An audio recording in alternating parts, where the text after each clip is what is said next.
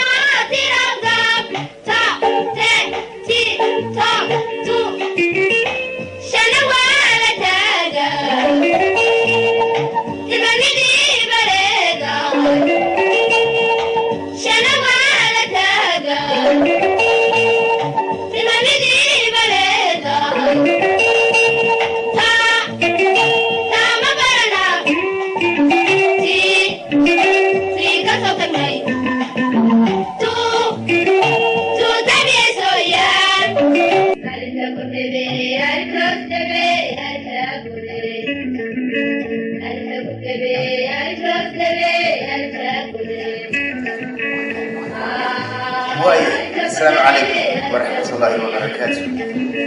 أنا أقول لك عيقوا ما تلقوا وين حلقة جمعنا نسوس بعد شوية حلقة نفسه ما نقدر والله يعصني هنا وحبر الشلال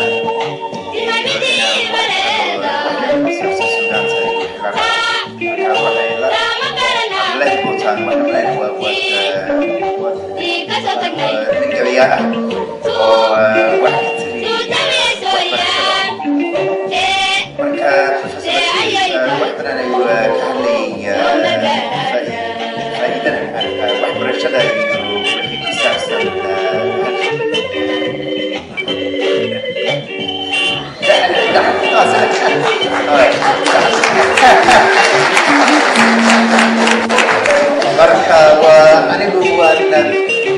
waxaan rabaa wax yar inaan ka waxbarashadu waa wax weyn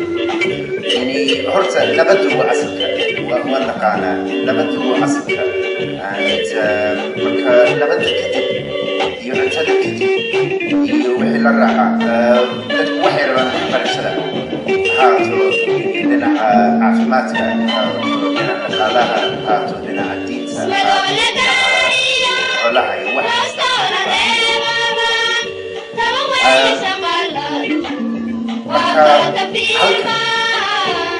magaalada San London waxa qof kasta uu heli karaa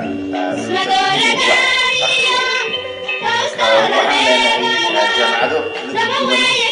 u badan oo London laakiin dadka Soomaaliya weli waa in loo marka waxaan rabaa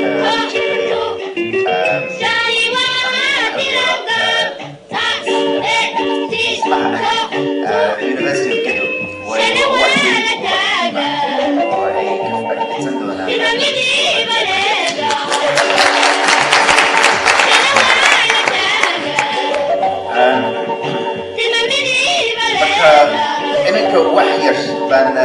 عندنا حتى عبد الفوتان هسه يجي واحد برشلة الصومالي أنا سيدونا مكان أنا هو أنا ترى مرة اسمه قبائل إستان سكان الصومالي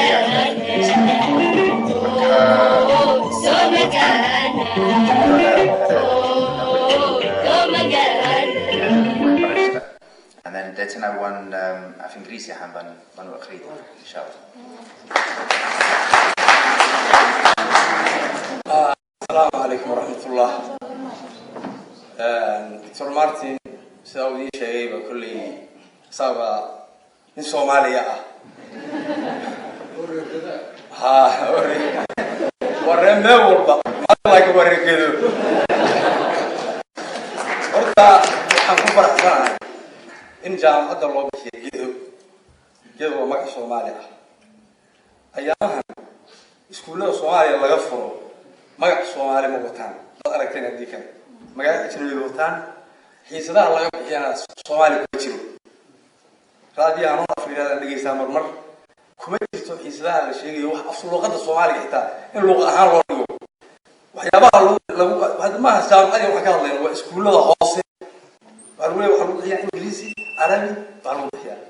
إسكول كانوا على هذا انتبه مع أي عربي وكان وذا دليل أحيانا كان كذا يمل هذا نودي تذكي الصومالية مقرنا يساعد ليتك كوها كم ده وهي جورال ما سو ساري سري وأنا سكت دري سري إيرك الصومالية أنا بالعربي سيدت حاجة جديدة أنا رويني لكن ما أنا وقاعد فهم كده يرالي ما الصومالية ما أمسكوا بيجوا هذا على فرين وات وكذا كرام قف كيسة هل كان بعدين جامعة هذا تربولت يونيفرسيتي سنة كورا مارتن واشغال سيدنا معلم صومالي waxay fangareeyeen in ardada secondary-ga ku jirta waddankan dhaqanka Soomaaliga saddex mid Nooradka ah mid halkan ku yaala mid East-ka ah mid West-ka in lagu ciyaalka in la baro dhaqanka afka Soomaaliga lagu dhiirigeliyo iyo dhaqanka iyo afka labadaba dad bay soo xuleen waxa weeyaan program wanaagsan baa loo sameeyay waxay ogaadeen sanad walba dad halkan isqora jaamacada Soomaalida ugu badan dadka isqora 20% baa Soomaalida ka soo harta 20 ka sanadka koowaad iyo sanadka labaad toban baa harta toban badan gabdhaha soo haray dumar badan waa research sameeyeen